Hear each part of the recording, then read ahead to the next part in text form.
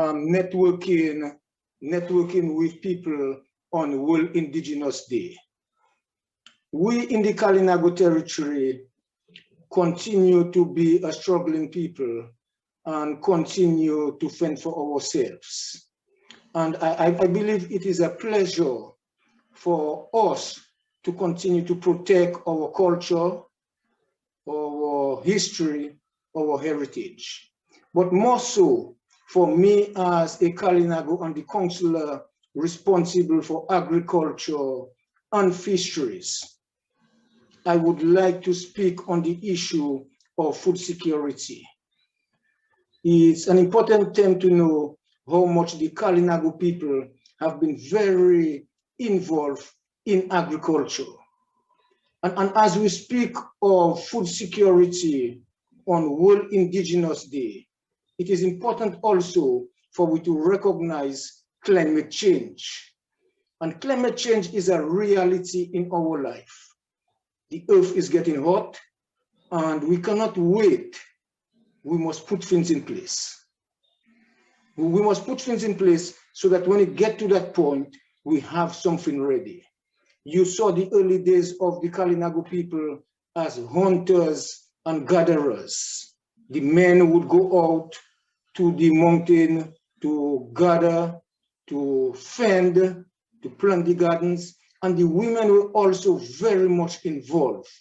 So as Senator Annette said, the women has always been an active part of our life.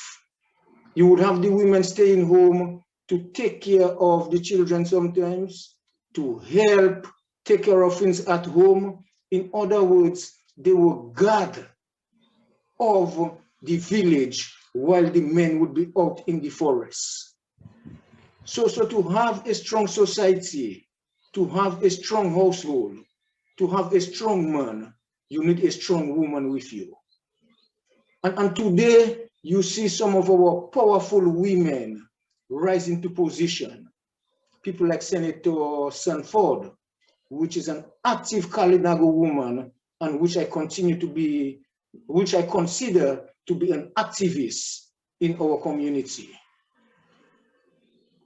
Today is a day on World Indigenous Day when we must try to be more unified. We must try to be more unified in building our community, working together as a people, taking care of our food, as I said, and continue to make things happen. Because you saw the early days of our life as Kalinago people, when none was rich and none was poor. And we had that strength of togetherness, that strength of sharing. That was when we were at our best. Because none was rich and none was poor. But you see the introduction of modernization and its money and the spending. And when some doesn't have the spending power, it leaves them defenseless.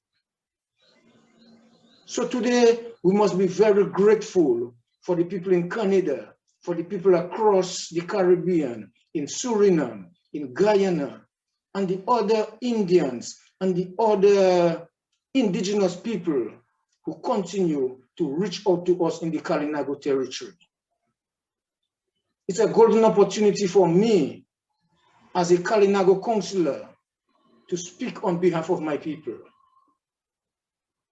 Because this is what I was selected for as a councillor, to do my best to reach out to the outside world, to build a more unified community, that which is not of a political party, that is not based on your religion, but is based on us as a people, us as human beings, as we reach to each other.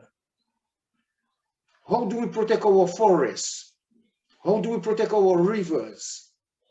Because this is where you would find every settlement of an Indian. Wherever the Indians settled, there would be fertile soil, there would be fresh water, there would be a place for fishing. The Indian know how to select his village. And today, as I continue to say on World Indigenous Day, it is an exciting moment for us to see that people are reaching out to us. People in Grenada, people in Canada, people in Trinidad, they are reaching out to us to send that helping hand. I want to say to you all, thank you very much from an honest heart for giving us that opportunity. For us is how do you help us with agriculture so that we can have food in a time when you hear across the world today, we will be faced with food shortage. So now we must prepare ourselves and get ourselves in place for that food shortage that is coming.